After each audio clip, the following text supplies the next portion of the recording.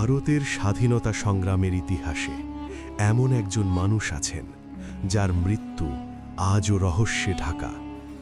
তিনি নেতাজি সুভাষচন্দ্র বসু। ১৯৪৫ সালের ১৮ আগস্ট এই তারিখটা ইতিহাসে লেখা আছে তার মৃত্যুর দিন হিসেবে। কিন্তু প্রশ্ন একটাই, নেতাজি কি সত্যিই সেদিন মারা গিয়েছিলেন, নাকি ইতিহাস আমাদের কাছ থেকে লুকিয়ে রেখেছে ভয়ঙ্কর কোনো সত্য? আজকের এই ভিডিওতে আমরা খুঁজব সেই সব প্রশ্নের উত্তর যেগুলো আজও ভারতবাসীকে ভাবায়।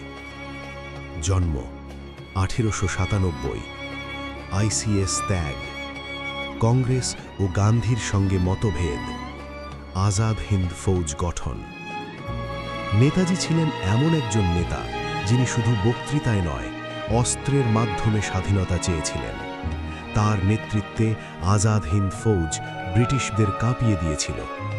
কিন্তু এই শক্তিশালী নেতার জীবন শেষ হয়েছিল নাকি হঠাৎ এক দুর্ঘটনায়? ১৯৪৫ সালের ১৮ আগস্ট তাইওয়ানের তাইহুকু বিমানবন্দরে একটি বিমান দুর্ঘটনায় নেতাজির মৃত্যু হয়। রহস্য: কোনো মৃতদেহ পাওয়া যায়নি, দুর্ঘটনার নির্ভরযোগ্য ছবি নেই, প্রত্যক্ষদর্শীদের বক্তব্যে মিল নেই।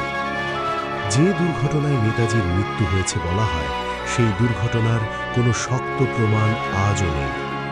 তাহলে কি এই দুর্ঘটনা শুধুই একটি গল্প? তত্ত্ব ১, নেতাজি সোভিয়েত ইউনিয়নে পালিয়ে গিয়েছিলেন। তত্ত্ব ২, তিনি চীনে আশ্রয় নেন। তত্ত্ব ৩, ভারতেই গোপনে ছিলেন। অনেক গবেষক মনে করেন নেতাজি রাশিয়ার সাহায্য নিতে চেয়েছিলেন, কারণ সেই সময় সোভিয়েত ইউনিয়ন ছিল ব্রিটিশদের বিরোধী শক্তি। তাহলে কি নেতাজি সেখানেই লুকিয়েছিলেন? অনেকে বিশ্বাস করেন গুমনামি বাবা আসলে নেতাজিই ছিলেন, কিন্তু সরকার কখনোই এই দাবিকে স্বীকার করেনি। যখন একটি সরকারি কমিশনই বলছে নেতাজির মৃত্যু প্রমাণিত নয়, তখন প্রশ্ন ওঠে, তাহলে সত্যটা কোথায়?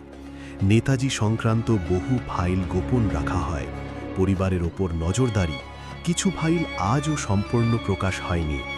যদি নেতাজি সত্যিই মারা যেতেন, তাহলে এত বছর ধরে ফাইল লুকোনোর দরকার কি ছিল? নেতাজি সুভাষচন্দ্র বসু শুধুমাত্র একজন মানুষ নন, তিনি একটি প্রশ্ন, একটি রহস্য।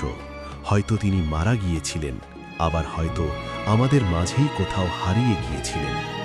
সত্য যাই হোক, নেতাজির অবদান কখনো ভুলে যাওয়া যাবে না।